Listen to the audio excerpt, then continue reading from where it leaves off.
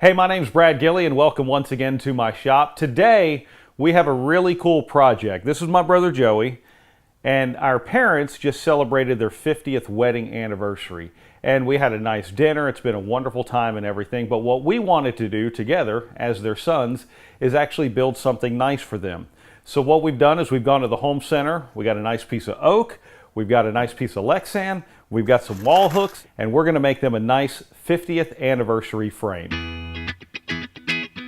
For the design, I just simply went into Word and printed out numbers on an 8.5 by 11 sheet of paper and then laid them out how I wanted the frame to look. Here you see my brother using some spray adhesive to attach it to our panel of oak. I wanted to cut out the inside of the zero first, so I'm using a Forstner bit on my drill press to cut a hole in it before using the jigsaw. The reason why I wanted to cut out the inside first was just simply for stability purposes. I was afraid that if I tried to cut the inside out after I already trimmed around the outside, based on the direction of the grain of the wood, I might end up cracking the piece.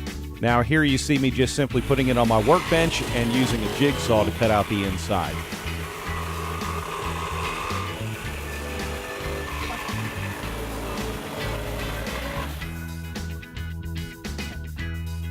Once the cutout on the inside was made, it was much easier to work with a half a piece of oak than a whole piece of oak, so my brother is at the table saw splitting it in two. Up next, it's over to the bandsaw to cut the outside of the pattern. I didn't run the blade right up against the edge. I left myself just a little bit of a gap to be able to make sure everything was cleaned up really nice when I sanded it down.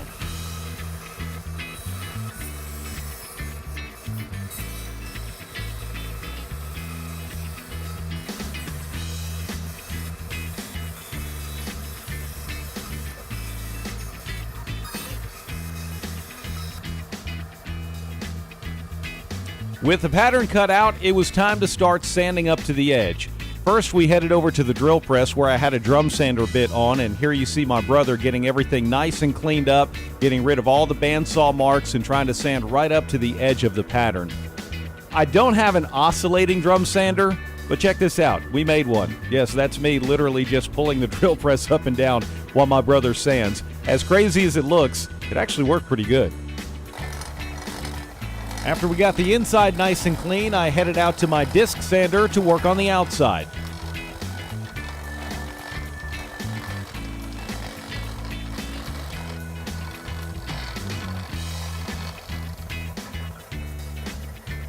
The disc sander and the drum sanding bit did a great job of getting everything cleaned up, but it couldn't reach every single surface. Here you can see at the top of the 5 I'm using everything from a sponge sander to a piece of wood used as a block sander to even a file to try and get everything in this area cleaned up. It did a pretty good job, it just took some time. After that, my brother used the random orbital sander, starting with the 120 grit and finishing with the 320 grit to clean up the face of the project and also to knock down the edges.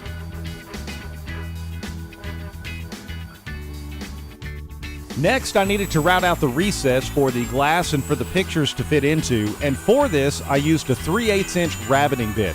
Now, the reason why I use such a big rabbiting bit, because it is kind of big for a picture frame, is just simply because of all the contours and all the corners on this project. If I didn't use a bit that big, I wouldn't be able to actually recess everything that I needed to with the router alone. I used an 1/8" piece of Lexan for the glass of the picture frame, and here my brother is just simply tracing out the recess that I had routed out before we head over to the bandsaw to cut out each individual piece.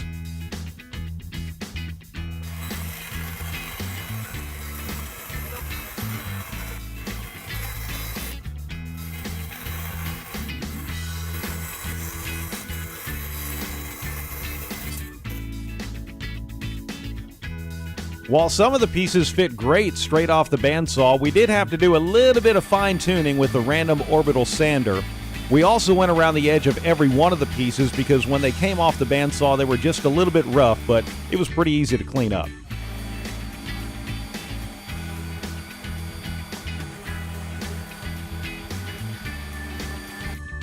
For the back of the piece, I used a piece of masonite that I had laying around in the garage, and this is probably a little bit of a thicker piece than what's really needed for the back, but it's what I had on hand, so I used it. After my brother traced out the pattern, I took it over to the bandsaw to cut it out. I cut it out just a little bit on the outside of the lines, knowing that I was going to sand it back to fit the frame exactly.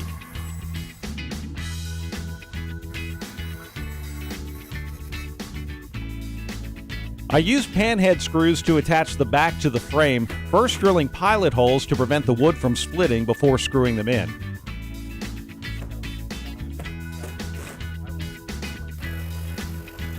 After that, it was once again over to the disc sander to sand the backing flush with the frame.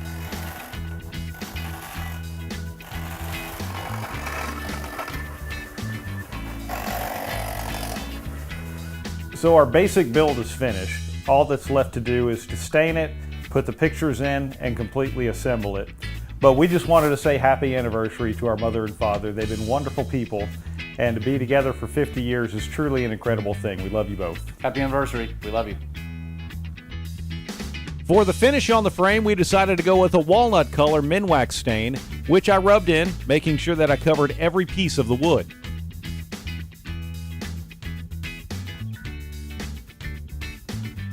After the excess stain was wiped off, I hung it to dry overnight and came back the next day and sprayed it with a coat of clear lacquer.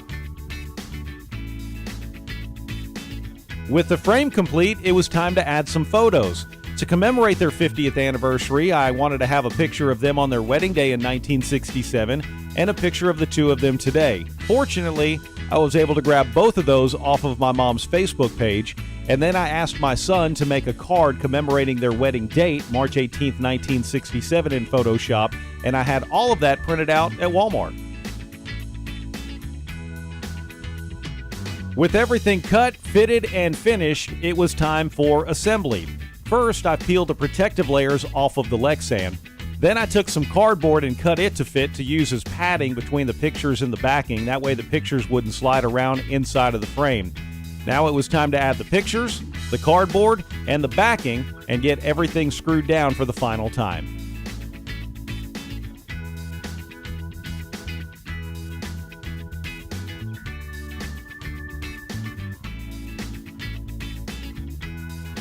I wasn't sure how my parents would want to display this, so in case they wanted to hang it on the wall, I took a sawtooth picture hanger and installed it. First drilling pilot holes before nailing in the nails because, again, I didn't want the frame to crack when I put the nails in. I gotta say, I'm really happy with the way this picture frame turned out. It was so gratifying on so many different levels. Number one, to be able to do something together with my brother to commemorate my parents' 50th anniversary was very special. But number two, it was fun to just do something unique and different that you can't buy in the store. And when we surprised them with it later on that day, well, I can tell you this, they were pretty darn happy about it. That's beautiful. Cute. You're welcome. I love it. That is great. That is really, that came out so clear. It did.